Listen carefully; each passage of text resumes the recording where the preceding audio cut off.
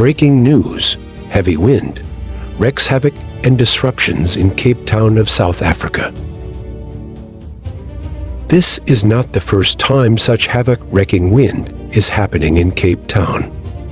A 2017 tour was canceled due to the same wind in Cape Town. Whenever the wind occurs, it causes total disarray in Cape Town.